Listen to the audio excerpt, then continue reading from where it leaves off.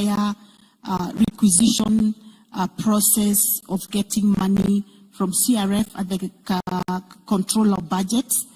The amount of time taken by our officers to go and push for the release of money is a lot of time, and it's also expensive because these officers must stay in Nairobi and pay for their accommodation while they are pushing for the money. And I think it should be automatic that once we've requisitioned, then the process of approval should be automated so that we don't have to follow for that money in Nairobi in person.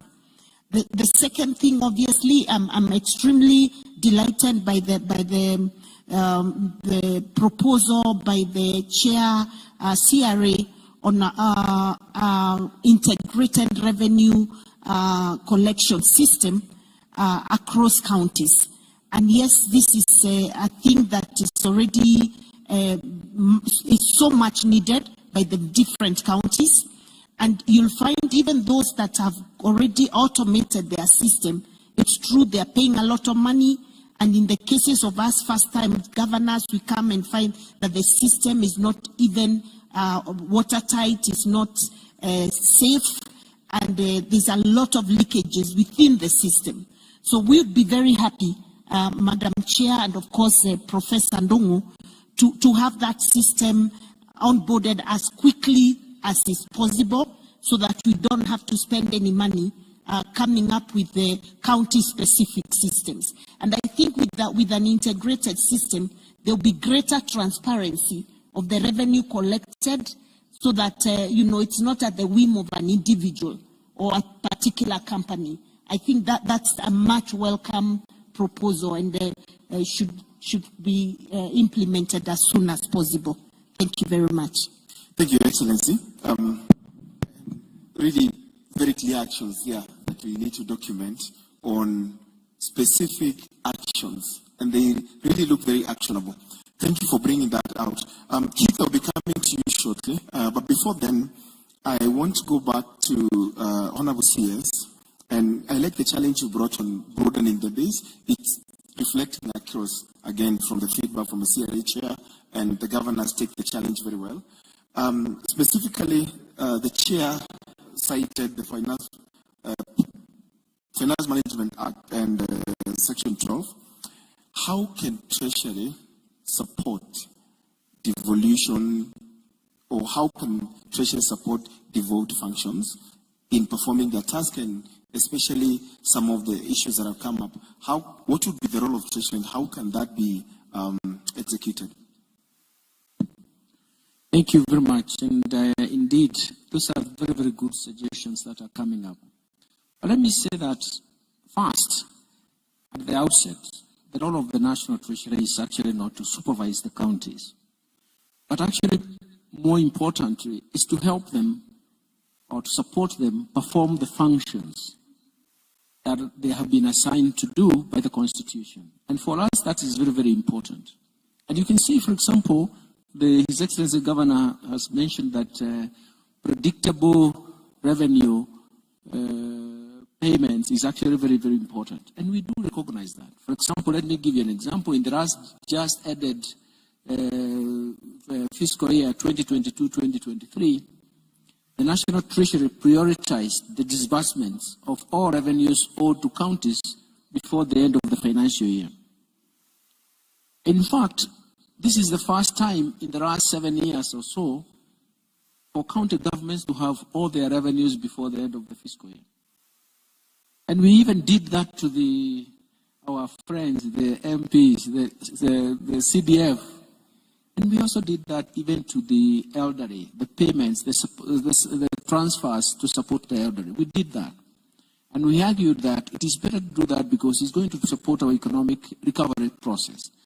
But I would like maybe to even go back to that, to say that, look, counties would like to see how they prioritize their own budgets in terms of placing own revenue, because this is where we are. But we would like also to understand what are the challenges of own source revenue that can be generated. I think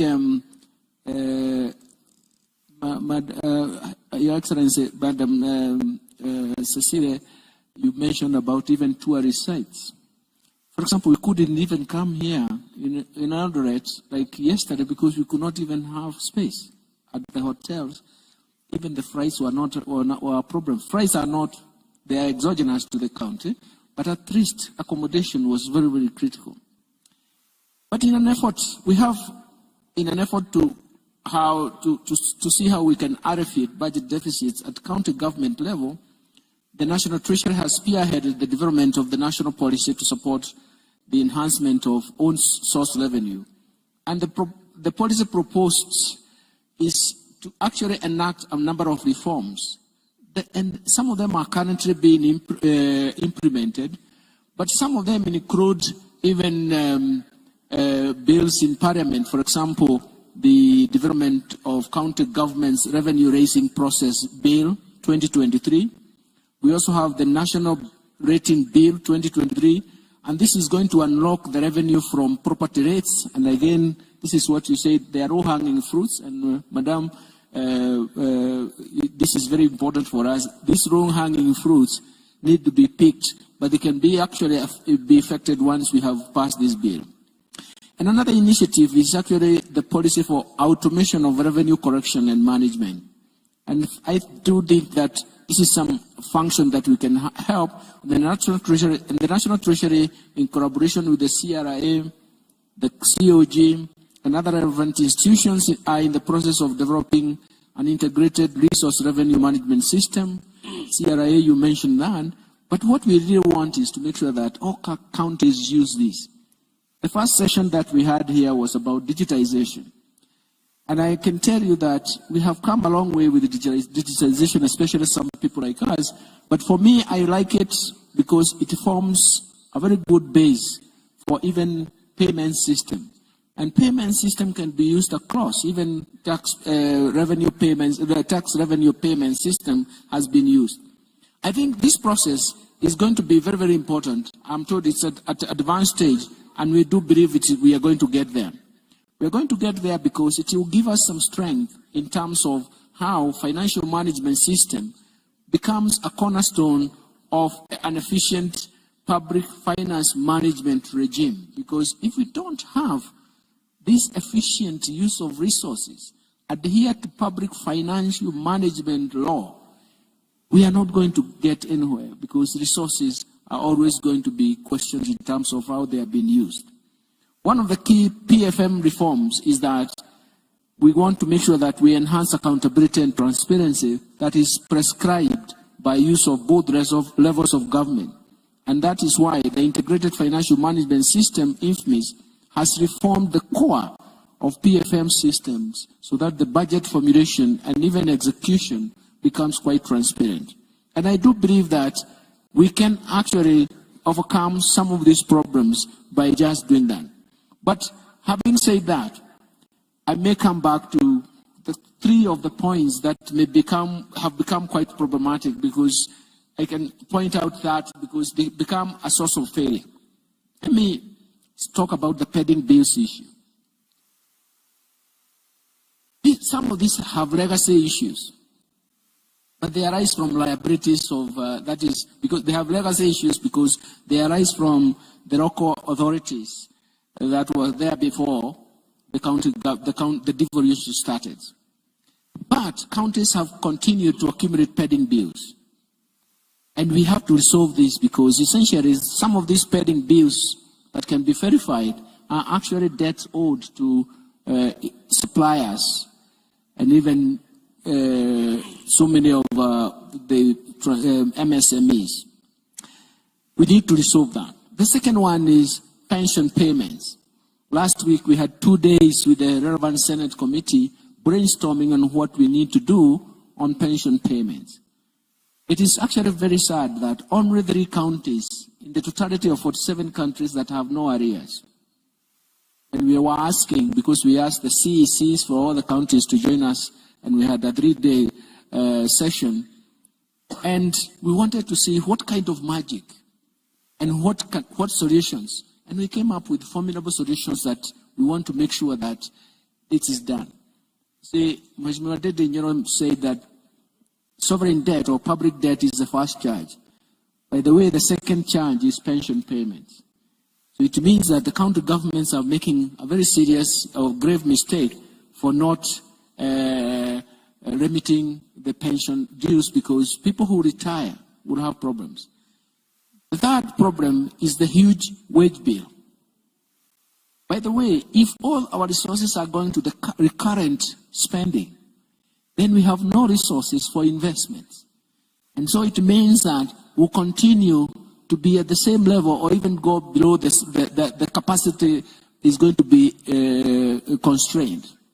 I've always argued, and argued very strongly, even in times of crisis, governments should always allocate resources to the development budget because they raise capacity for future growth. But once you do not allocate budgets to development spending, then you limit your future capacity for growth. It's the same thing with the counties. That's why it becomes very, very important. Finally, the financial reporting. And of course, this is occasioned by ineffective internal controls, and this is improper use of prescribed financial management system. So if we observe some of these 4 constraints, we can actually move out of the kind of quagmire we are in at the county level. Thank you very much. Thank you, Honorable CS. I'll be coming back to you, Honorable Ndindi.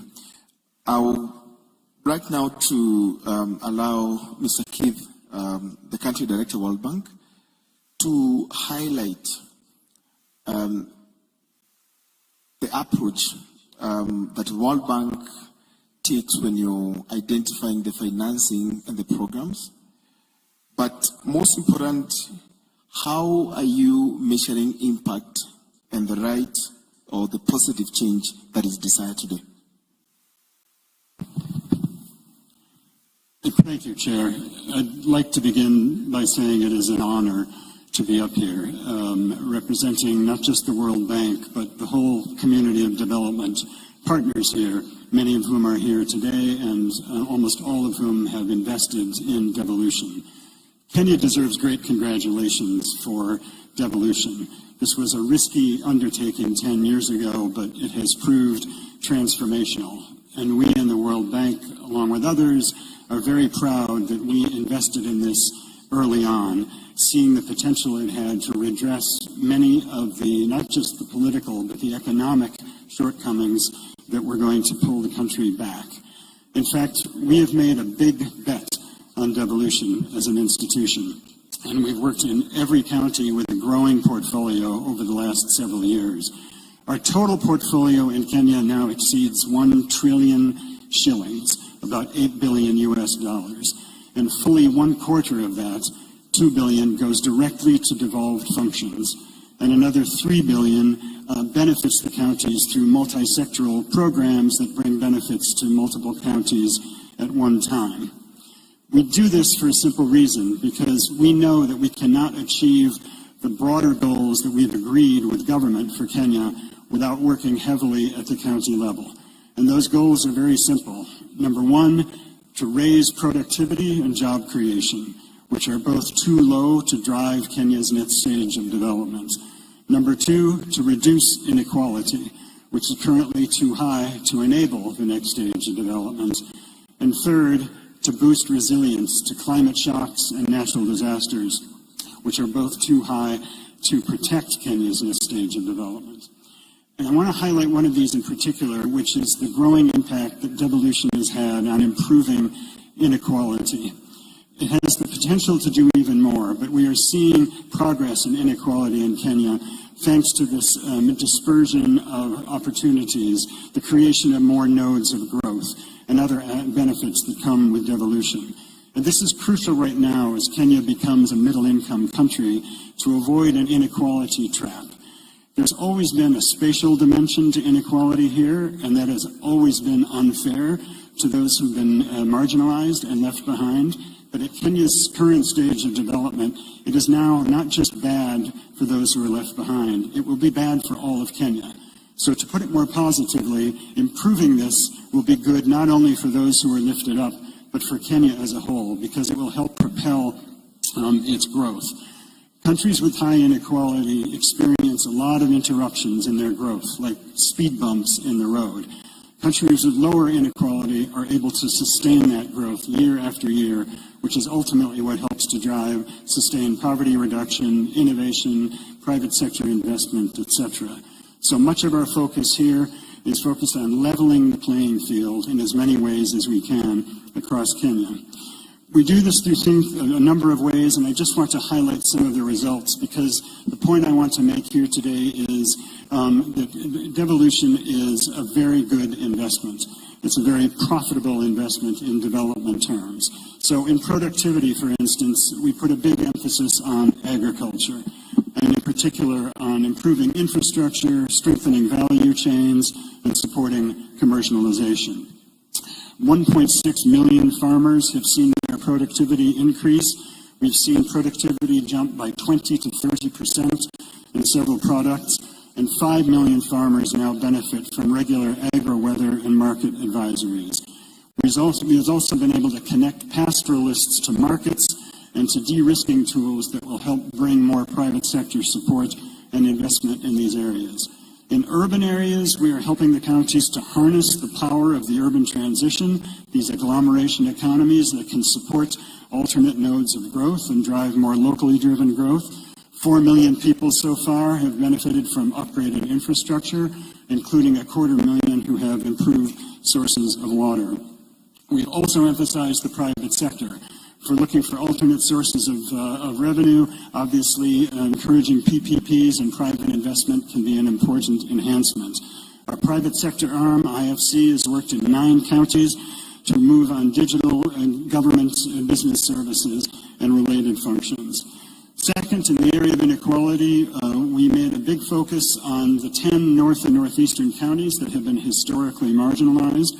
$2 billion worth of investments there, including the flagship $750 million Horn of Africa Gateway project, which is now serving 3 million people along the Isiolo-Mandera Regional Road, with all the associated asset value capture that can happen when roads are available.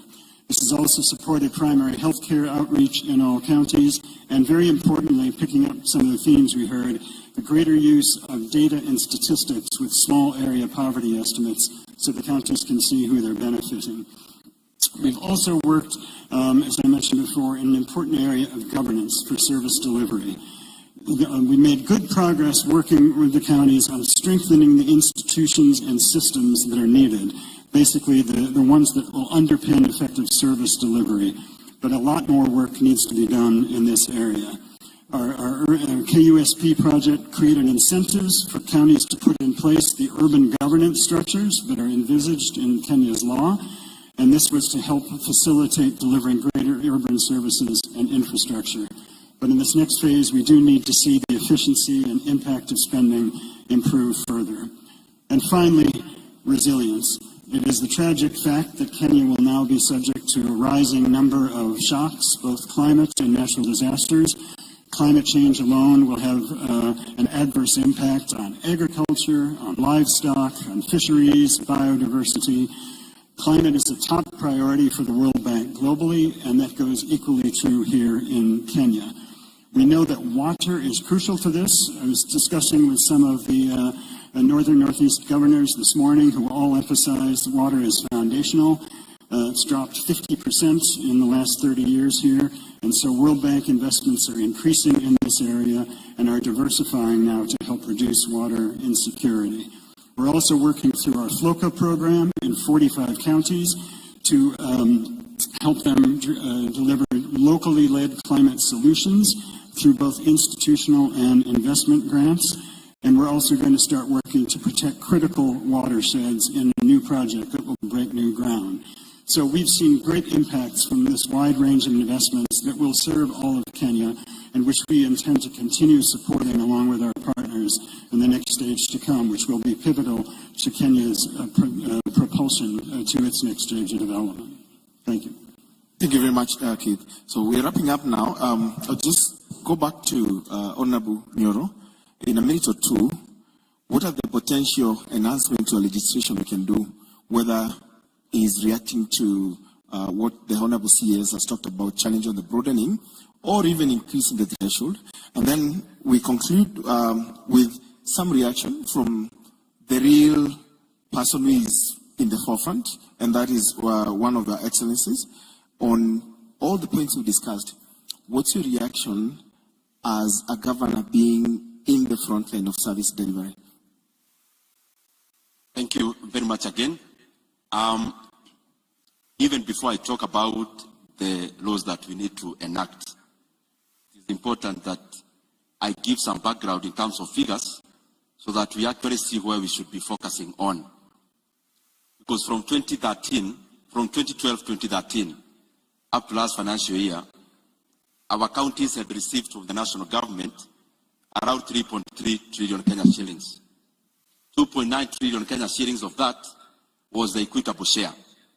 And around 370 billion or thereabout was the additional monies, especially conditional grants that we give to our counties.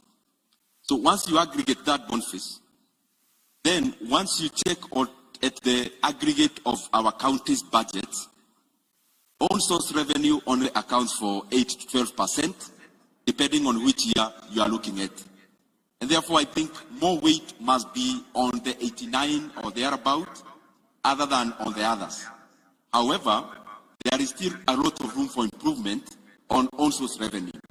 But I want to concentrate more on where there is more meat than the bone, which is the monies that the counties actually receive from the national government, because history is clear that over 90% has been coming from the national government. As we talk about that, we are talking about also revenue collection in terms of the national government. Why? You cannot talk about county government in isolation of the mother and father, because all these counties draw from the national government. And in my assessment, what we make as a budget is an element of something. And I don't want to use a lot of jargons. It is an element, or the budget that we make is an element of the wealth of our country. In consequence, we call it GDP. And I'm just trying to answer you in terms of the broadening of the monies that we take to our counties as I wind up with the laws that we need to change. As we talk about GDP in Kenya now, and especially I'm talking to governors for them to also, as I talk about national government, to see where they can actually trickle down in terms of correction of revenue. GDP in Kenya, we count it or we aggregate it. Number one is primary. When you talk about primary GDP or primary wealth or primary production, most of it is in agriculture. And you'll see how there is a contradiction. That in Kenya accounts for around 18.2%. Then, of course, tertiary, which is industry, which currently accounts for 16.2%. Service industry accounts for 65% in our GDP. Now, what is the contradiction? The contradiction is that most of the Kenyans are actually engaged in the primary production, which only accounts for 18%. Most of the own source revenues of our county government, from cess to each other, from cess to, not cess the governor, but cess the revenue, is actually money in the primary production. Because primary production is from mining to quarrying to anything else around that. I think our county governments must find a way to also encroach on the other. Because a county government must be able to know, last year how much money did I get on this segment of the GDP? And the contradiction I was talking about is that most of these monies that are collectible by the county government actually comes from the smallest segment of our GDP. In the national level, there are things that we are doing in terms of baking a broader cake. That is why a lot of money has been put into agriculture, primary production in terms of forestry, in terms of we are now logging mature trees, and especially in designated areas. We are currently likely to also lift the moratorium in terms of mining, and I'm sure the county governments are already relating with their own revenues. As I come to the close, a collection of monies, because we are talking about money, both at the county level and the national level, you look at it in 3 dimensions. That is the fiscal dimension, where you craft policies to increase the taxation or the fees or the revenues. Then there is the administration part. The administration part especially is in terms of how much tax, the enforcement of it, the trust of the people to pay that tax, and everything else around enforcement and collection, including digitization. And lastly, as I answer your question, is in terms of legal issues. On legal issues, I'll propose to the people, especially our governors, to find a way, and especially the senators, on how we can change our law. Number one, there is a very huge contradiction in how we allocate money. Why? As we talk about this year's equitable share, we are basing it on the audited and approved of 1920 financial year. I think we should go actually the extra mile and not talk about audited and approved, since the entire budget of Kenya is based on projection. And projections are done using science. I think that also the allocation, the equitable shares to our counties must also be based on the same parameter. If that was to happen, our counties currently at the same percentage would be receiving close to 500 billion Kenya shillings. And the current scenario in terms of projection, we are just at 15. But we have to hold our hearts in terms of making the GDP I referred to, which is the cake, so that instead of talking about 2.6 trillion Kenya shillings in terms of projected revenue, then we enhance that in terms of enlarging the tax base, but also consequent, we also strengthen our state so that we raise our collection of revenue in terms of GDP from the current 16%. If we just do like South Africa, 25%, I'm sure the governors here would be smiling all the way to development. Thank you very much. Thank you very much, Session Chair. I just want to wrap up with an observation. Number one, I agree with our CS National Treasury that the intention of the National Treasury is not to supervise counties. And we want the National Treasury to walk the talk. However, we have a miscellaneous amendment to the PFM Act, which provides for a creation of a committee that will supervise revenue collection by counties. In our view, this is going against the spirit of the theme of this devolution conference, where the National Assembly should be coming up with progressive bills to support and enhance devolution, and not retrogressive bills which are going to claw back on devolution. So in our considered opinion as governors, that proposal of amending the PFM Act to create a committee that will be responsible for approving revenue collection by counties is not a very good bill, and we are asking our senators in the House to support us. Thank you. Thank you very much.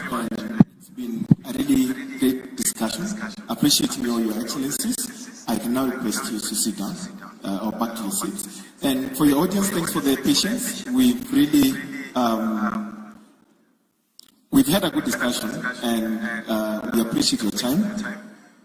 I believe that on record are very actionable proposals that go into future activities or future amendments or future things that we're going to see around devolution. I'm wishing you all a very good session, or the remaining sessions, and the rest of the day. Thank you. Thank you.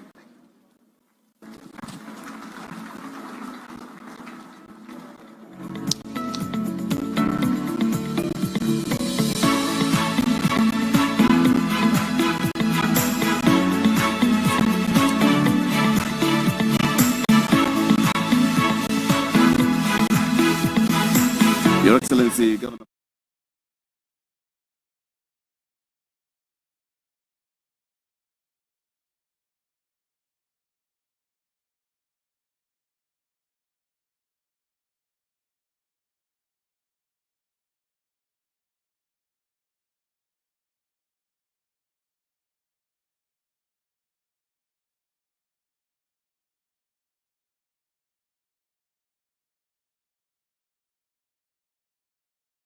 for Keharo and Chairperson of the National Assembly's Budget and Appropriations Committee, CPA Mary Wanyonyi Chebukati, the Chairperson of CRA, and Mr. Keith Hansen, the Country Director at the World Bank, and our keynote speaker, Paul Russo, the Chief Executive Officer of KCB.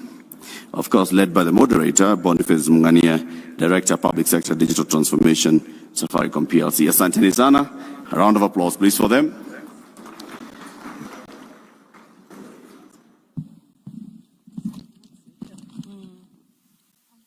Now, please make sure as you sit in this room and all the other rooms that we're having our meetings, keep your belongings in order.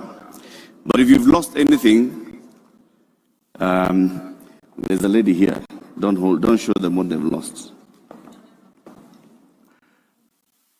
There's a lady here, so if you've lost something, just look for her. Go and describe what you've lost. If it's locked and it has a passcode, you'll have to open. If you've done a WorldCoin kind of thing and it needs to be opened with your iris, you have to open, and that's how you get it.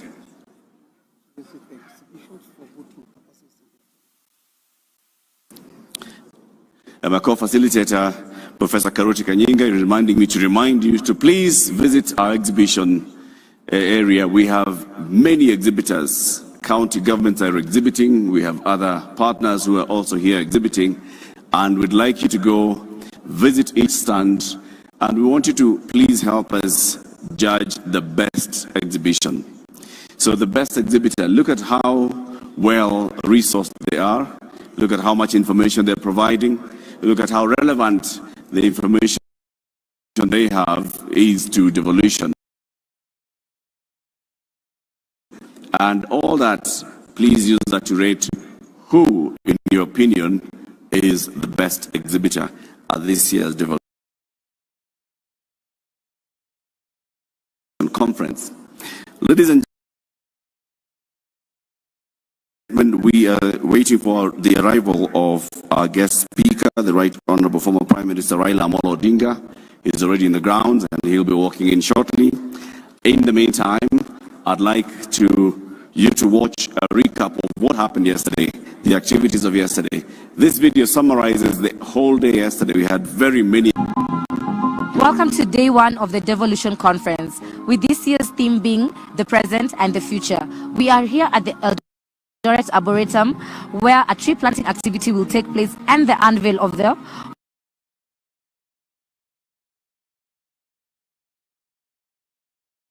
Hall of Fame.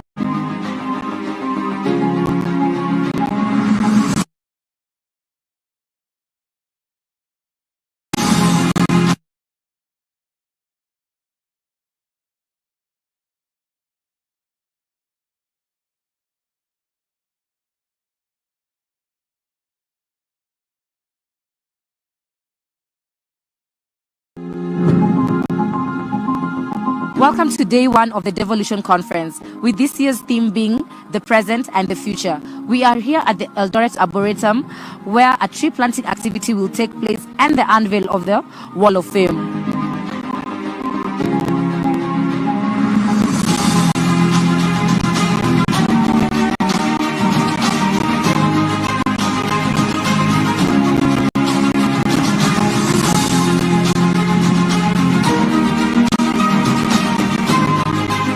This morning, we are here at this arboretum in Eldoret town, where we are planting trees. All the governors, all the senators, and the president will be coming very soon to plant his tree. This will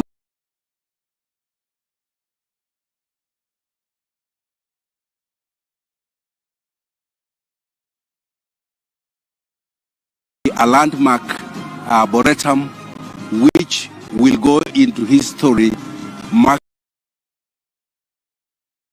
10 years of devolution. And as a country,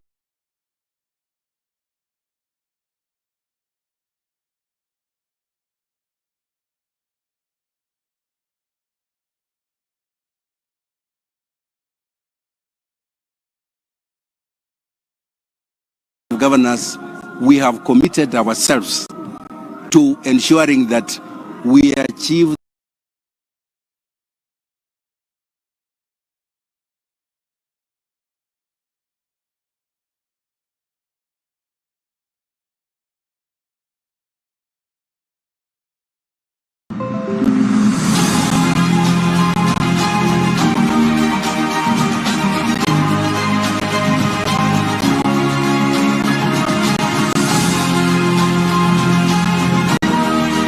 milestone, collaboration, and a shared vision at the first biannual Devolution Conference.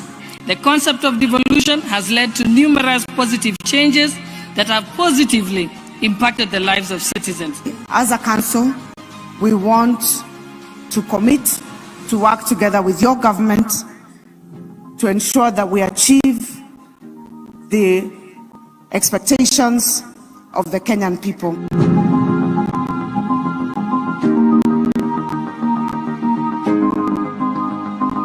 Indeed, as we mark 10 years of devolution, we can easily say that if the 2010 Constitution is the crown for the country, then devolution is the critical jewel in that crown. Devolution has grown tremendously in a decade. It has matured from a delicate fledgling with limited institutional capacity to administer resources, provide services, and generate own revenues, to fully operational governments touching the lives of people at the grassroots, undertaking ambitious development programs and driving economic growth. And we commend our county governments for the transformation that is visible in the Republic of Kenya.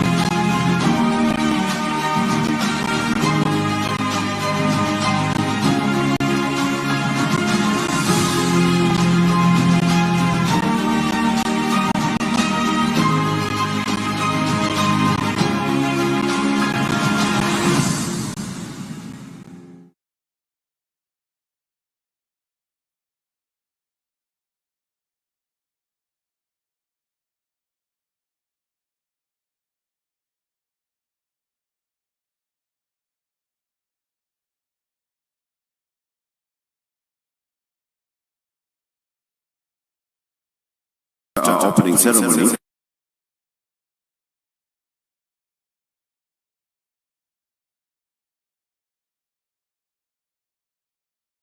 Afternoon, we have several sessions. One is the agriculture sector breakaway section. We have a strong food system for food security and inclusive growth. That's a sub-theme. This session will be moderated by Vinay Vutukuru, Chair of the Development Partners Group, with a keynote speaker being Dr. Agnes Kalibata, President of the Alliance for Green Revolution in Africa. Vinay will have several panelists joining, including Governor Ken Lusaka, Governor Nathif Jama, the Honorable Medeka Linturi, the CS for Agriculture, Senator James Kamau Murango, David Gosney, USA Mission Director, Tito Arunga, Lead FAO Agribusiness and Inclusive Value Chains, Michelle Kagari, Global Director, One Acre Fund, and Talash Hujbaz, who's the CEO in SectiPro. That will be the agriculture sector breakaway session this afternoon. The other breakaway session will be on the health sector and looking at the issues of celebrating a decade of county-led health service delivery. Lessons for the future. It's important to look at where we've come and how far we still have to go. This session in the afternoon will be moderated by Liz Ntonjira, who's who is a communications expert, malaria no more. The keynote speaker in this will be the Honorable Ruchika Singhal, the International President, Medtronic Labs. This session will be chaired by the High Excellency Governor Gladys Wanga, who is the Vice Chair of the COG Health Committee. There will be several panelists, including the Principal Secretary in the State Department for Public Health and Professional Standards, Rita Okude, the Executive Board Chair of CarePay Kenya, Caroline Bindio, the CEO Amref Health Innovations, David Munyendo, the CEO Christian Blind Mission, Dr. Susan Ontiri, Country Director, International Center for Reproductive Health, Harriet Kongin, the Policy and Strategy Advisor, UNAIDS, and Brian Redman, who is the PEPFAR Coordinator for Kenya. This will be the health sector breakaway session, which will be taking place also this afternoon in one of our breakaway rooms. The other one will be the Water, Forestry and Natural Resources Management breakaway session, which will also be this afternoon, moderated by Jason Oyugi, who is a USAID STAWI program. The keynote speaker will be Festus Ngeno, the Principal Secretary in the State Department for Environment and Climate Change. The session will be chaired by Governor Andrew Modime, who is the chairperson of the Water, Forestry and Natural Resources Management and Governor of Taita Taveta County.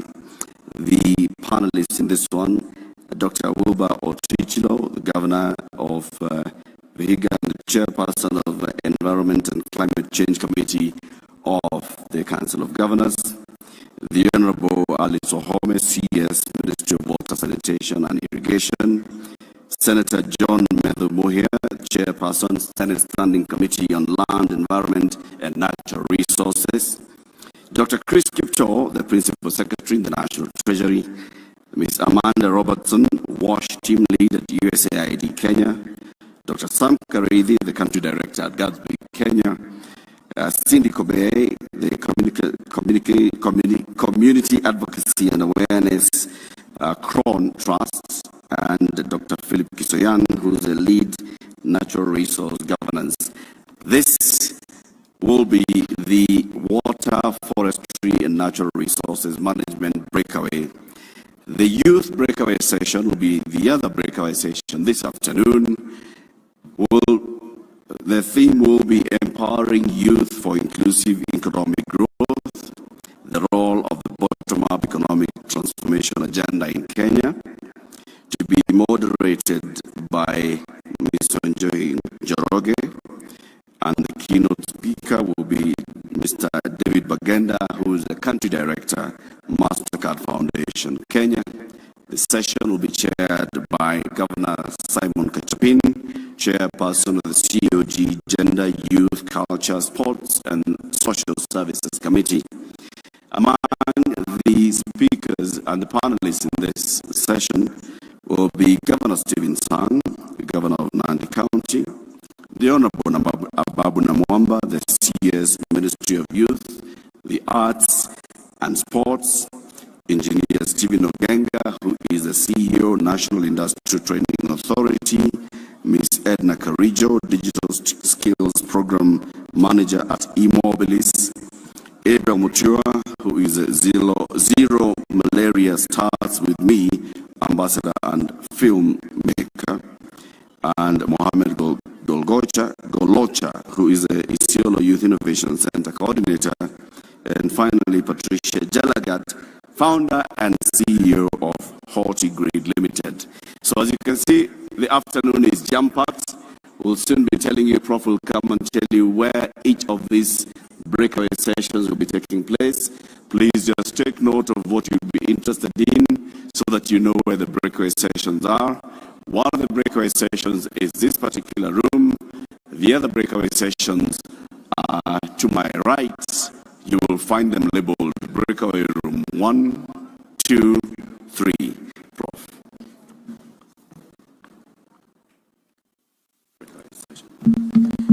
Thank you very much, Latif. This is where the breakaway rooms will be taking place. The breakaway group on celebrating a decade of county-level health service delivery. Lessons for the future will take place inside this tent. The breakaway room on youth for inclusive economic growth, the role of bottom-up economic transformation agenda in Kenya will take place in tent number 1. Tent number 1. The one on natural resource management for sustainable development pathway and green economy, transition in the counties will take place in tent number 2, where Latif has pointed out. And lastly, the strong food systems for food security and inclusive growth, and re-examining the county agricultural sector transformation. The agricultural breakaway room will take place in tent number 1. Please note that and don't forget to also vote for the exhibitions. We shall be sharing the link on the documentary on the children, the children's documentary to be loaded. Thank you.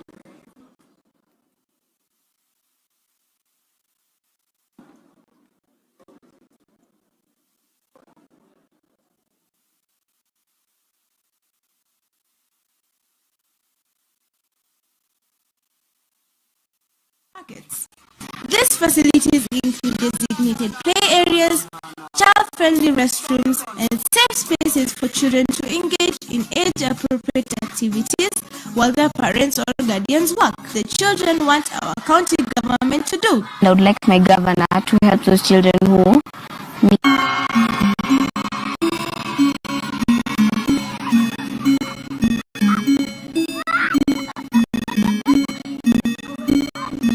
Hello, my name is Amanda. I am 10 years old as Devolution in Kenya. Before I was born, everything was being done in Nairobi. This made it difficult for children from other parts of the country to get services such as health, education, and clean water. But when making the 2010 Constitution, Kenyans, including children, said it is important to have services available to everyone and everywhere. So, the country was divided into, can you guess how many counties? Yes, 47 counties as shown on this map. In 2013, during the general elections, Kenyans voted for their first governors, deputies, and MCAs. So this year, all county governments are 10 years old, just like me. On health, counties have made it easy for us to get healthcare. It is easy to get doctors, nurses, and medicine in clean and well-equipped hospitals. Mandera County, for example, has made efforts towards improved access to maternity services, increased referral hospitals from 1 to 3, and constructed new modern maternity ward. Nakuru County constructed a new 250-bed maternity wing at the Nakuru Level 5 Hospital to meet the demands for safer deliveries and provide specialized care to children born with complications. My younger brother got his jab to protect him from polio and TB. The areas in which these children can't get access to vaccination, so it has been a really great impact to them so that they can get immunized at school. We have a lot of areas where it is the risk of the children getting sick is very high, and since the vaccination program came, the risk was getting a bit low. How many of you have been vaccinated from polio and TB? All of us. Awesome. Can we give a clap to the county government?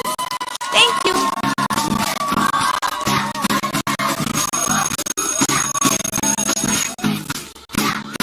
On education, talking of my younger brother, The county government has made sure he has a beautiful school with really good teachers and lots of toys and books. Tables, chairs, charts. It has helped in building ECD classes, employing the teachers of ECDE in a girls' school. It has helped in giving the girls sanitary towels. 77% of children who are supposed to be in schools are enrolled in early learning centers. Also, the county works with the Ministry of Education to make sure those of us who don't have money are able to go to schools by providing scholarships. I'm a beneficiary of county.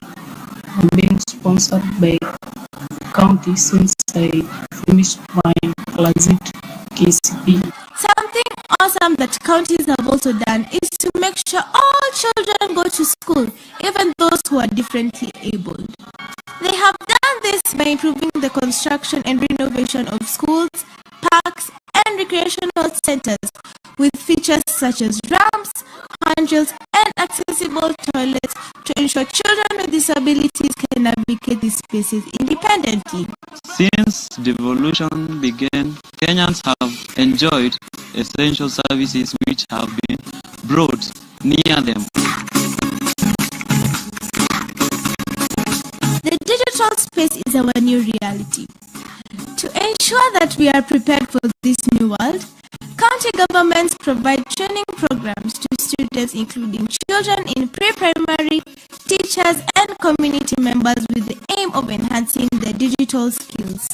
The county government has improved service delivery by introduction of new learning materials which involve technology like the tablets we use in the resource room.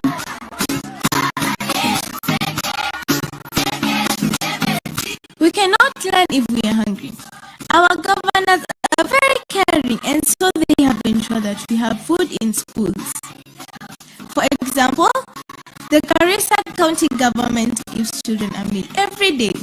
The county government of Nairobi has started a program called Dishi Poa for all children enrolled in public primary schools and public ECDE centers.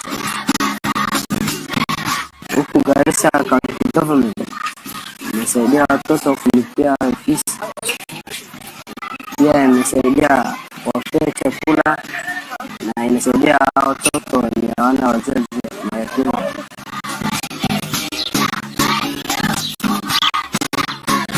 In agriculture, where does food come from?